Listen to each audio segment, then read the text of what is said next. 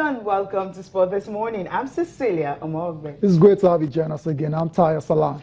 Let's get started with the show now. Of course, the big boys are back in town. I'm talking about the Dream Team 6. Big boys. They came back with a bronze medal, and of course, it was a rousing welcome for them at the airport last night. Yeah, good to have them back. I mean, they didn't come back empty-handed, so it is good to have them back. Okay, also on the show, we're moving away from Dream Team 6. I will go to Enyimba. Enyimba will be playing today against Zamalek and against Sundowns. I beg your pardon.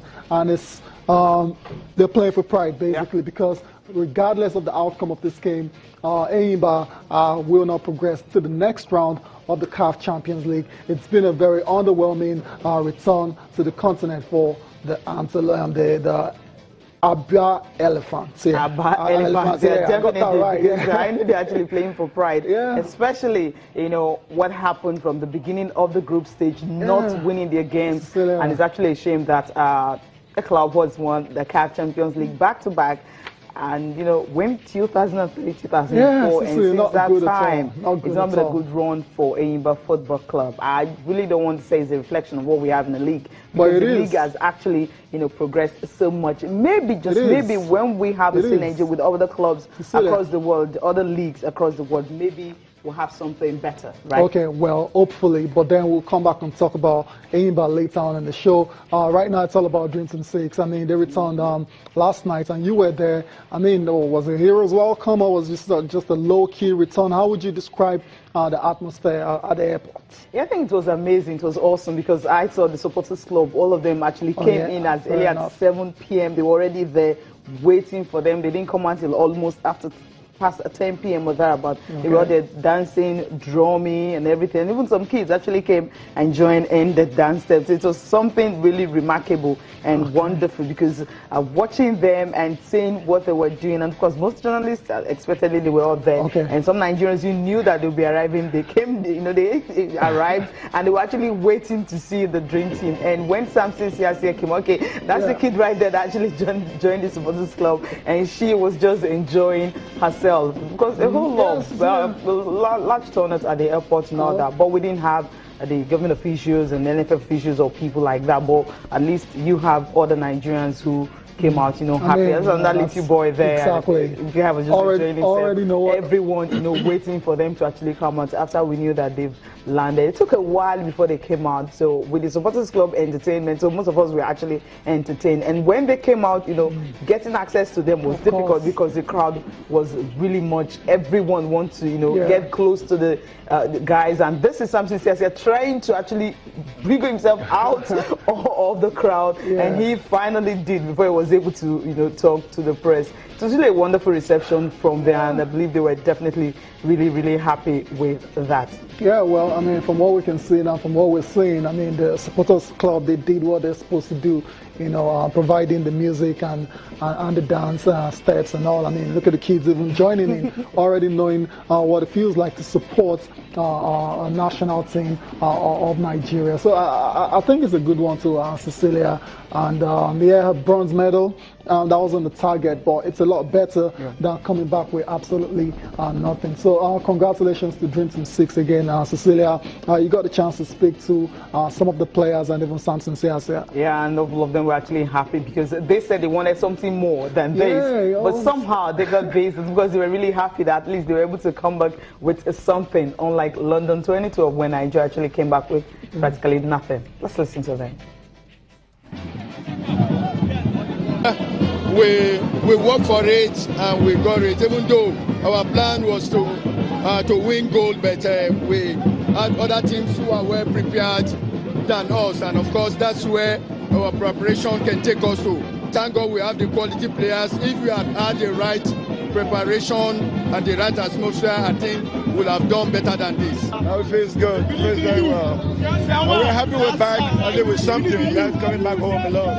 About anything, I've been worked that hard and everything. When I thank the players and especially the captain for coming, and you know, he's a wonderful guy. You know, we're just happy and we thank God for it. Well, he's a great man. We saw him, a funny guy, but what he said, he did it. You understand? We're very happy. I feel so great to be part of this team and to achieve this bronze medal because the road to this bronze medal is very difficult, but at the end we have the bronze medal and we are all happy. I feel relaxed and I feel relieved. I feel very happy to be part of this success with the dream team. It came with a lot of challenge because Nigeria, maybe the other athletes, they didn't do well in the Olympics. So we believe by our hard work and prayers from the supporters and the lovers of Nigerian football. So actually we had a very difficult moment, but it's part of the game. So we didn't let that get into our head. So we work hard to make Nigeria proud and happy.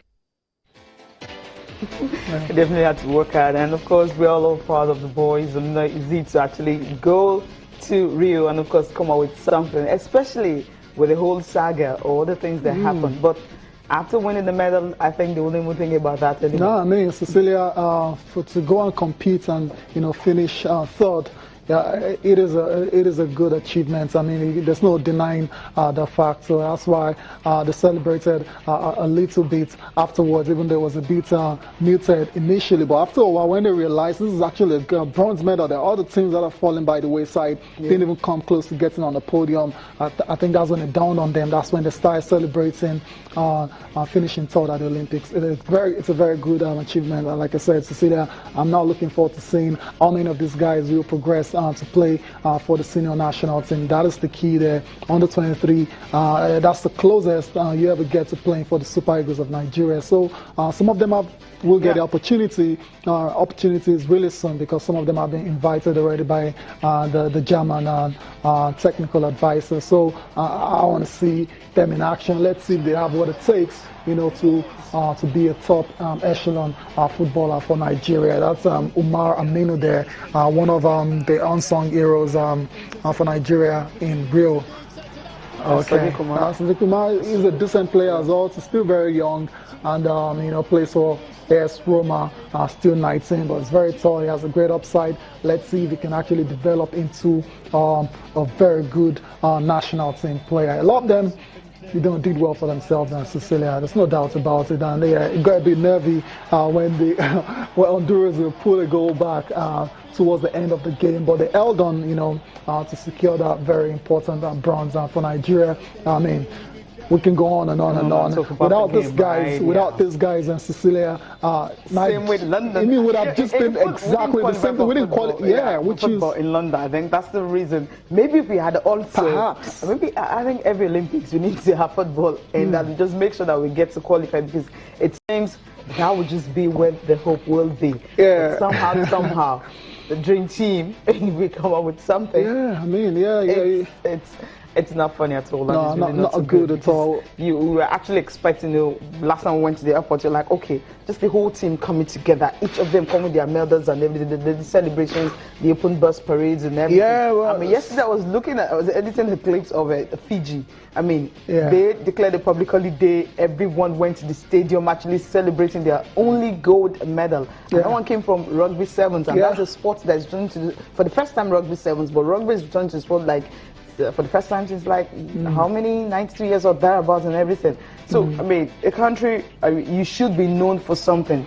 Fiji is known for that, and they went ahead and got something great, and the whole country, they were celebrating. And take a look at kids, everyone lining up the streets and all that, celebrating the boys and everything. So there's something a medal brings to a country. Of course. It's not just going there, participate, collect certificates of participation, and you come back home and you say, okay, we start planning again and all that. But no, just take a look at the squad and see the boys being honored and everything. It tells you that, look, it's something really special, about the Olympics. It's not just going. Take a look at this squad. Cecilia, I know the authorities know that they understand the benefits of international sporting success. It's just that they've not been able to put the right structures in place to enable Nigeria actually flourish, and compete with the superpowers of sports in the world. I mean, massive country, over almost 200 million people.